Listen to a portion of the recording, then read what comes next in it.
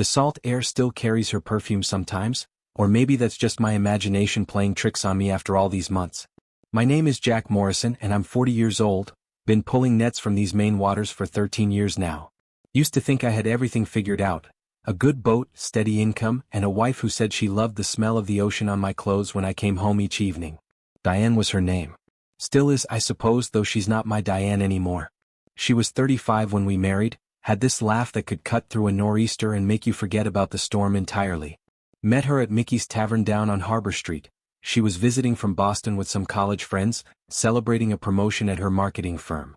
I was nursing a beer after a particularly rough day when the engine on my boat decided to give up the ghost 3 miles out.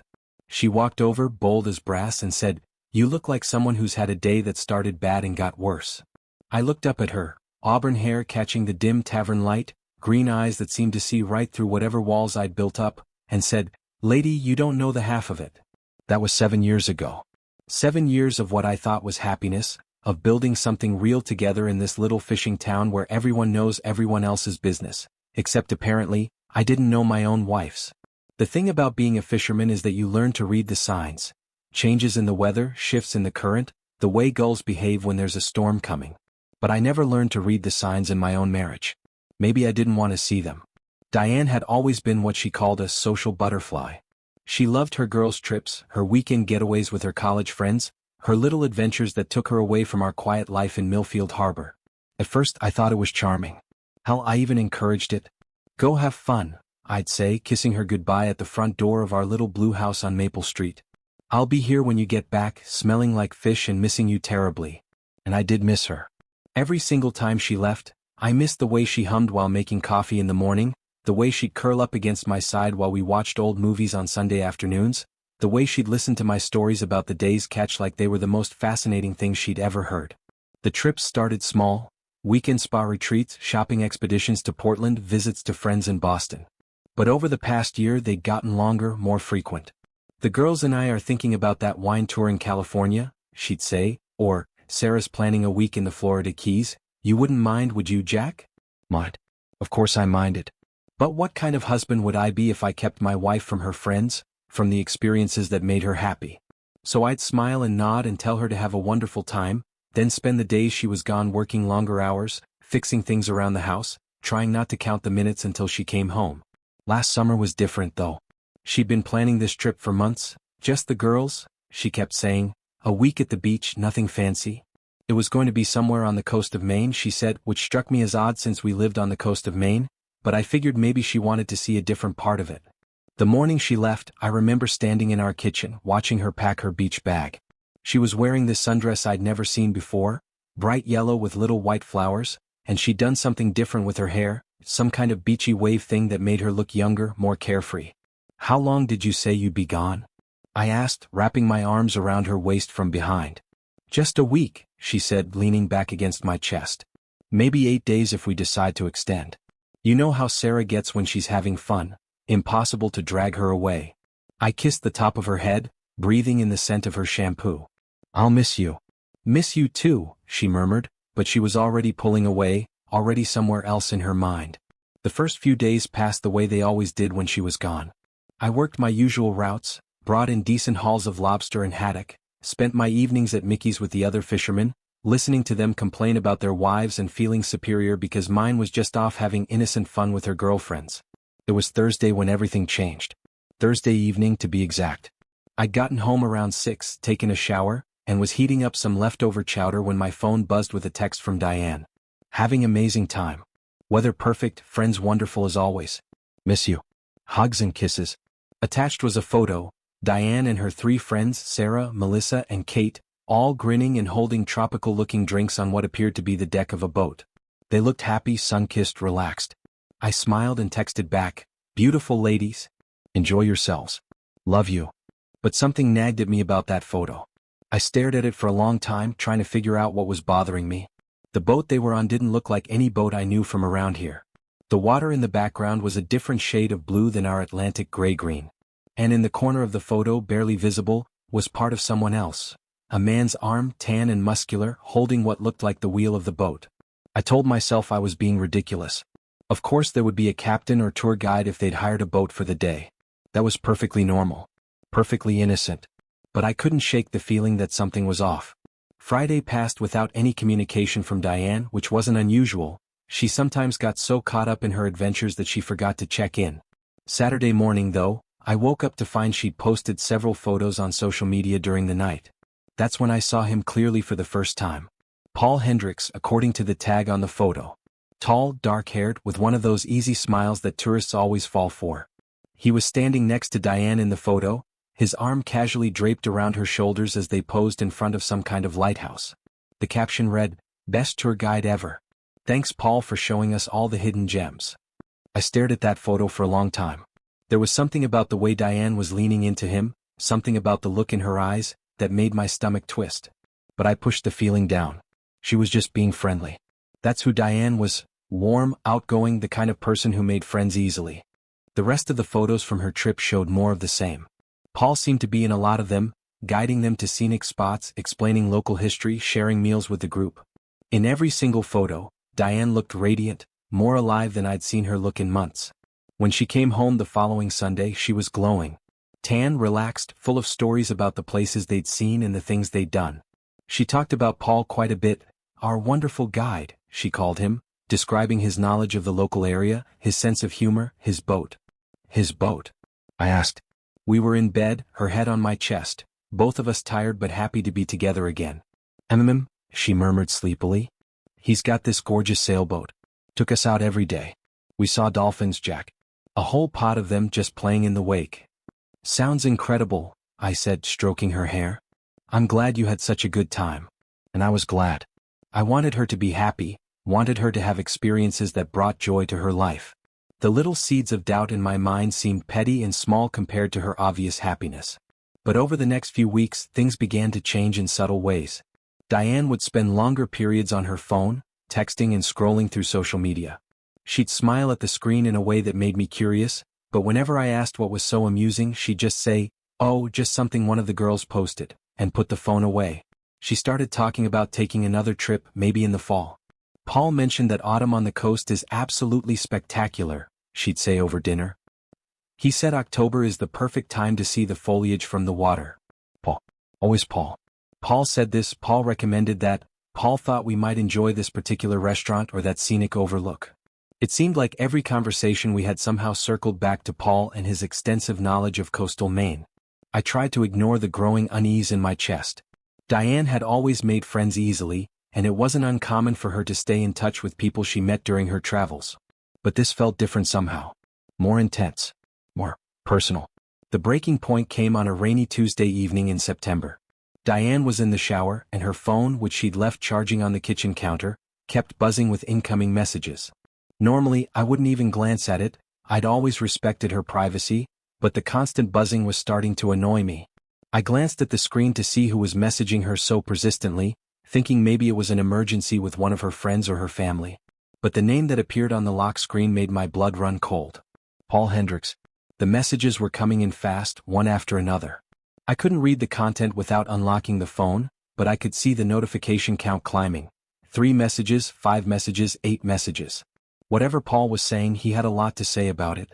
I stood there in our kitchen, listening to the sound of water running in the bathroom, staring at my wife's phone as it lit up again and again with messages from a man she'd supposedly met casually on a week-long trip with her girlfriends.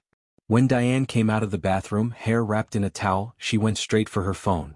I watched her face as she read Paul's messages, watched the way her expression softened, the way a small smile played at the corners of her mouth.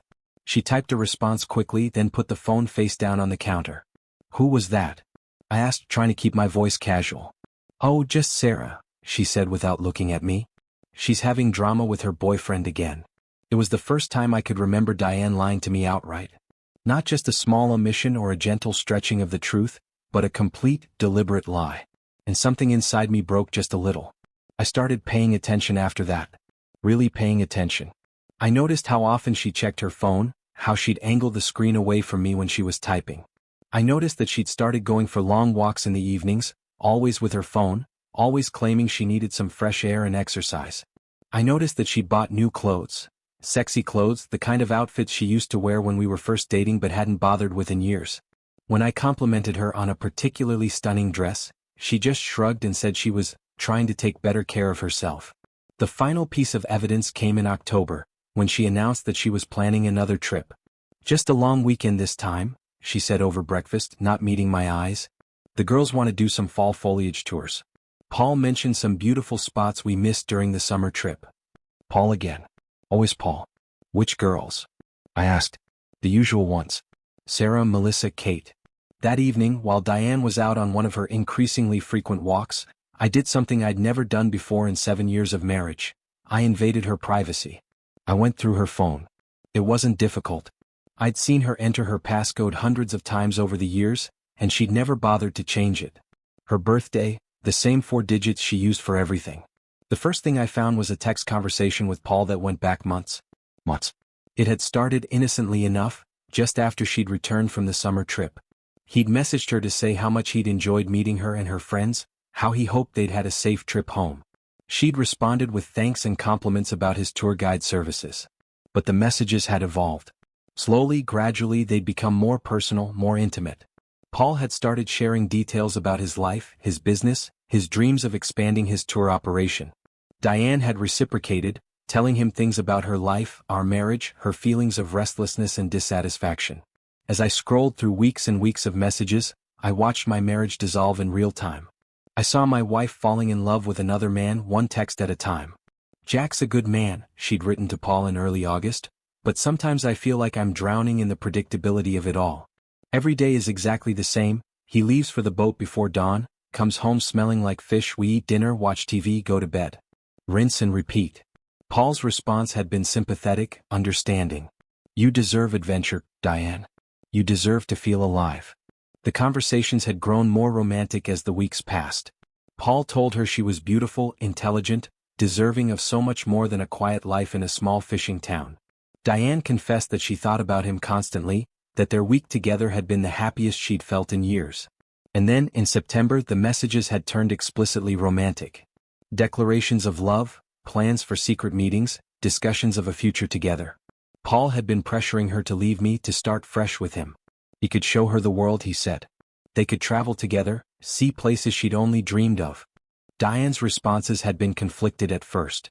She loved me, she said, but she wasn't in love with me anymore. She felt guilty about the affair, but she couldn't bring herself to end it. Paul made her feel young again, adventurous, free. The girls' trip she was planning for the following weekend wasn't with her friends at all. It was with Paul. Just the two of them, a romantic getaway to some bed and breakfast in Vermont where they could be alone together, where they could figure out what came next. I sat in our dark living room at 2 a.m, scrolling through my wife's betrayal, feeling like the biggest fool who ever lived. 7 years of marriage and I'd never suspected a thing. I'd been so busy trying to be the perfect husband, so focused on providing for her and making her happy, that I'd never noticed she was falling out of love with me. The worst part wasn't even the affair itself. It was reading her messages to Paul about me, about our life together. She described our marriage as suffocating, our routine as mind-numbing. She told Paul that I was sweet but boring, that she felt more like my housekeeper than my wife. Every kind thing I'd tried to do for her, every gesture of love and support, had apparently felt like a burden to her. When I'd encouraged her to take her trips, she'd seen it as evidence that I didn't care enough to fight for her attention.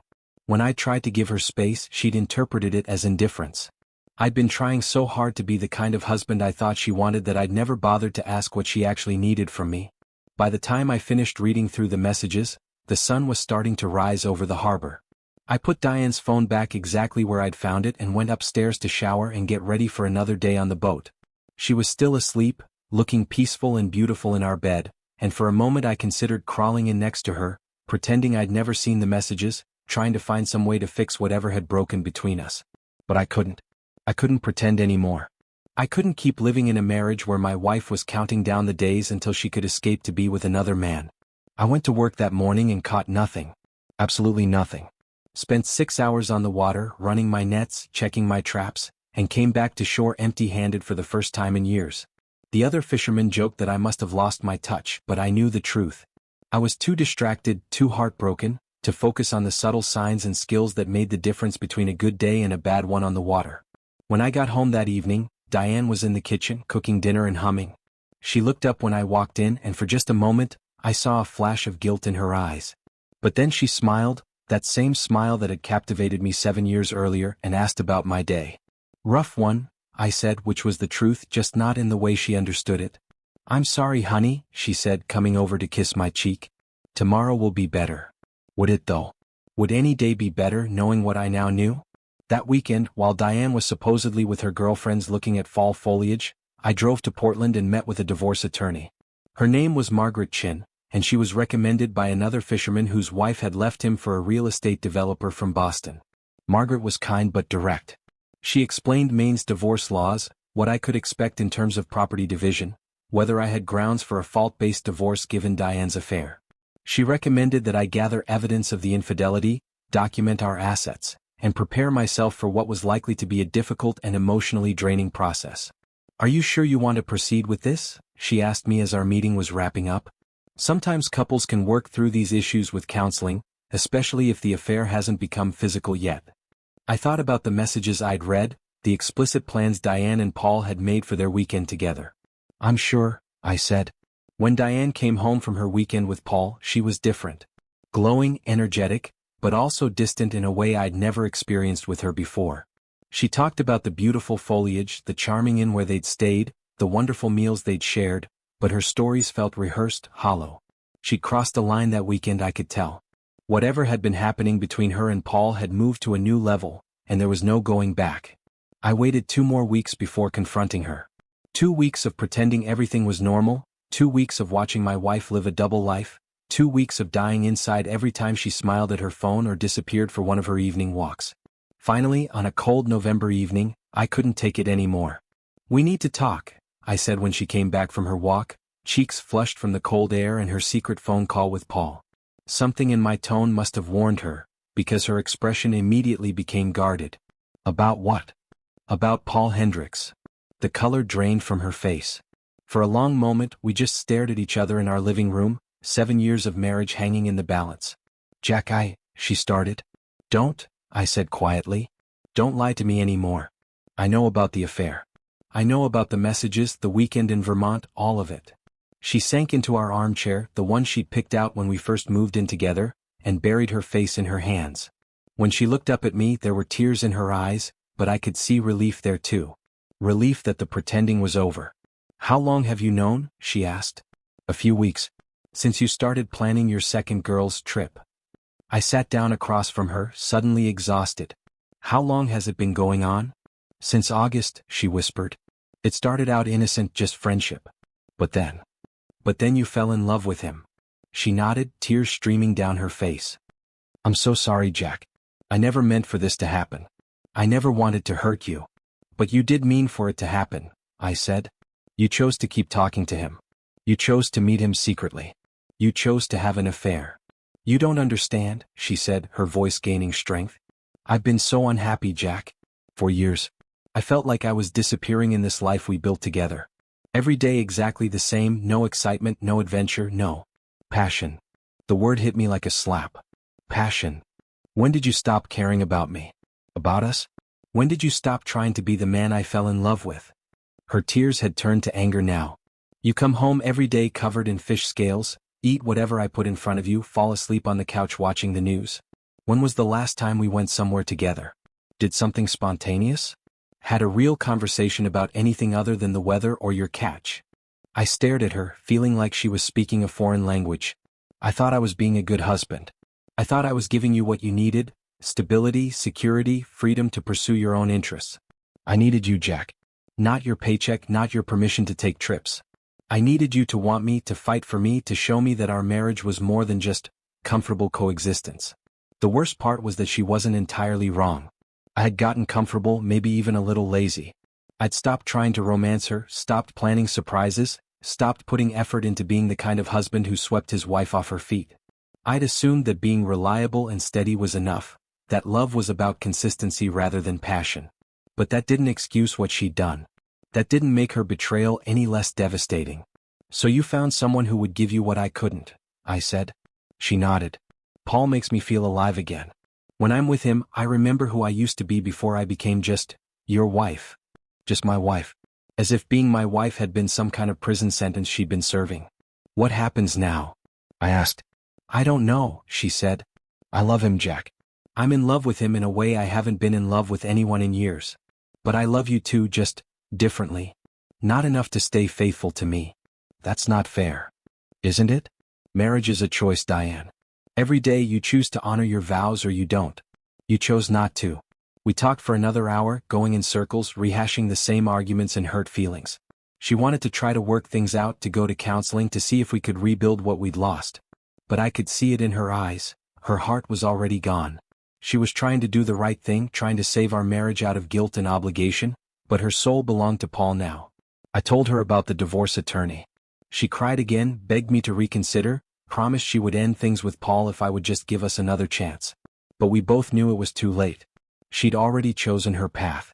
The divorce proceedings took 6 months. 6 months of lawyers and paperwork and dividing up the pieces of our life together. The house went to me. I'd inherited it from my grandfather, so it wasn't considered marital property. We split our savings down the middle, sold her car and bought her a smaller one, figured out who got which wedding gifts and photo albums. Diane moved back to Boston temporarily, staying with her friend Sarah while she figured out her next steps. Paul, it turned out, lived in Bar Harbor, about an hour up the coast from Millfield Harbor. He owned a tour boat company, just like Diane had told me, and according to the private investigator Margaret recommended I hire, he had a reputation for getting romantically involved with his female clients. Diane wasn't his first affair, and she probably wouldn't be his last.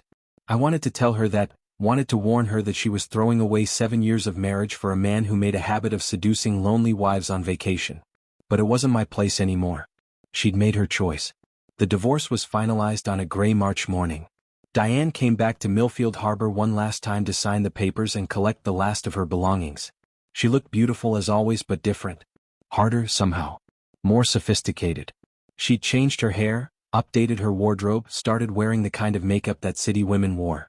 "I'm sorry it came to this," she said as she loaded her boxes into Paul's truck. He'd driven down to help her move, and I got my first good look at the man who'd stolen my wife. He was exactly what I'd expected. Tall, handsome, charming in that easy way that women seem to love. He had the kind of confidence that came from never having to work too hard for anything, never having to doubt whether he was worthy of love and attention. "Are you happy?" I asked Diane. She considered the question seriously. "I think I will be. Paul and I are talking about expanding his business, maybe buying a bigger boat, taking tourists on longer trips. He thinks I'd be good at the business side of things, marketing and customer relations." So she was going to become exactly what she'd criticized me for being, someone whose life revolved around boats and tourists and the unpredictable income that came from depending on good weather and satisfied customers. But with Paul, those same things seemed like adventures rather than drudgery. "I hope you find what you're looking for," I said, and I meant it. She kissed my cheek the way she had every morning for 7 years, and then she was gone. That was 8 months ago. I've heard through the local gossip network that Diane and Paul are indeed living together, that they've bought a bigger boat and are doing well with their tour business. Someone told me they saw her in Bar Harbor last month, looking tan and happy, telling stories to a group of tourists about the local history and the best spots to see seals and dolphins. She got her adventure, her passion, her escape from the predictable life we'd built together. I hope she's happy. I really do. As for me, I'm still here in Millfield Harbor, still pulling nets from the same waters I've worked for 13 years. But everything feels different now. The house is quieter without Diane's humming and laughter, but it's also somehow more peaceful. I don't have to worry about whether I'm boring her or disappointing her or failing to live up to some standard I never really understood. I've made some changes, small ones but meaningful to me. I bought a new boat, a sleeker model with better equipment that allows me to fish more efficiently and venture further from shore. I've started experimenting with different routes, different techniques, different types of fishing altogether. I've also started dating, though that's probably too strong a word for it. There's a woman named Sarah, not Diane's friend Sarah, a different Sarah, who works at the marine supply store in town. She's divorced too, understands the particular kind of loneliness that comes from having someone leave you for a more exciting life. We have coffee sometimes, go to dinner occasionally, talk about books and movies and things that have nothing to do with fishing or the ocean. It's nice, but it's not love. Not yet, anyway. I'm not sure I'm ready for that level of vulnerability again. It's hard to trust your heart to someone when the last person you trusted it to handed it back in pieces. But I'm learning things about myself that I never knew when I was married.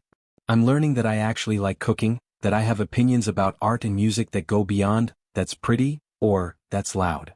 I'm learning that I can be perfectly content in my own company, that I don't need someone else to validate my existence or make me feel complete. The most surprising thing I've learned is that I'm actually pretty good at being alone. Not lonely, alone. There's a difference, though it took me months to figure out what it was. Lonely is what I felt during those last few months of my marriage, when Diane was physically present but emotionally absent, when I could sense her slipping away but didn't know how to hold on to her. Lonely is lying next to someone who's dreaming about another man, sharing meals with someone whose mind is somewhere else entirely. Alone is what I feel now, sitting on my boat in the early morning hours before the sun comes up, watching the horizon and planning my day. Alone is peaceful. Alone is honest. Alone doesn't require me to pretend to be someone I'm not or feel something I don't feel. I think that might have been part of our problem, actually. I was so focused on being the husband I thought Diane wanted that I forgot to be myself. And she was so busy trying to be the wife she thought she should be that she lost track of who she really was. We were both playing roles instead of living authentically, and eventually the performance became exhausting for both of us. Paul didn't steal my wife. Paul gave her permission to be the person she'd been wanting to be all along. Someone who valued excitement over security, adventure over stability, passion over peace. I can't hate him for that much as I might want to. He didn't create her dissatisfaction. He just offered her an alternative to it. And maybe in the long run he did us both a favor. Our marriage had become a habit rather than a choice, a comfortable routine rather than a passionate commitment. We might have continued that way for years, slowly growing more and more distant, more and more resentful, until we barely remembered why we'd fallen in love in the first place. At least this way the ending was honest. Painful but honest. I still think about Diane sometimes, especially on the days when the light hits the water just right or when I see something that would have made her laugh. I wonder if she's truly happy with Paul, if the excitement and adventure she was looking for turned out to be everything she hoped it would be. I wonder if she ever thinks about me, about the quiet life we shared, about the man who loved her steadily if not passionately for 7 years. But mostly I think about the future. About the woman I might meet someday who will appreciate the kind of love I have to offer, loyal, consistent, deep as the ocean I work on every day. About the life I might build with someone who chooses me not because I'm exciting or adventurous, but because I'm real, because I'm present, because I show up every day ready to do the work that love requires. I think about the lessons I've learned from losing Diane, about the importance of fighting for what matters, about the difference between being a good provider and being a good partner. I think about how I'll do things differently next time, how I'll remember to be romantic as well as reliable, passionate as well as practical. And on the days when thinking about the future feels too overwhelming, I just think about the present moment. The feel of salt spray on my face, the satisfaction of a good catch, the peace that comes from knowing exactly who I am and what I want from life. The waves are my confidant now, just like the scenario you shared suggested they would be. They listen to my stories, my regrets, my hopes for tomorrow without judgment or advice. They remind me that life, like the ocean, is unpredictable, sometimes calm, sometimes stormy, always in motion. But there's something else the waves have taught me, something I never expected to learn from my divorce. They've taught me that endings aren't always tragedies. Sometimes they're just transitions, one chapter closing so another can begin. Sometimes losing what you thought you wanted is the only way to discover what you actually need. My marriage to Diane is over, but my life isn't. My story isn't. There are still pages to be written, still adventures to be had, still love to be found and given. Maybe not the kind of love I thought I wanted, but perhaps something better. Something real, something chosen, something that doesn't require me to be anyone other than exactly who I am. The sun is setting now as I write this, painting the harbor in shades of gold and pink that would have taken Diane's breath away. She always loved sunsets, always insisted we stop whatever we were doing to watch the sky change colors. It's one of the things I miss most about her, the way she helped me notice beauty in ordinary moments. But I'm noticing it now on my own. The beauty is still there, still worth stopping for, still capable of making me feel grateful to be alive. Diane didn't create that beauty, and she didn't take it with her when she left. It belongs to everyone who takes the time to look up from whatever they're doing and pay attention to the world around them. Tomorrow I'll get up before dawn and take my boat out to the fishing grounds. I'll drop my nets and check my traps and hope for a good catch. I'll come home tired but satisfied, cook myself a decent dinner, maybe call Sarah and see if she wants to watch a movie. It will be a good day, a simple day, a day that belongs entirely to me. And that, I'm learning, is enough. More than enough. It's everything. Thank you for listening to my story. If you had a similar experience, share it in the comments. And also subscribe to the channel so you don't miss the next videos.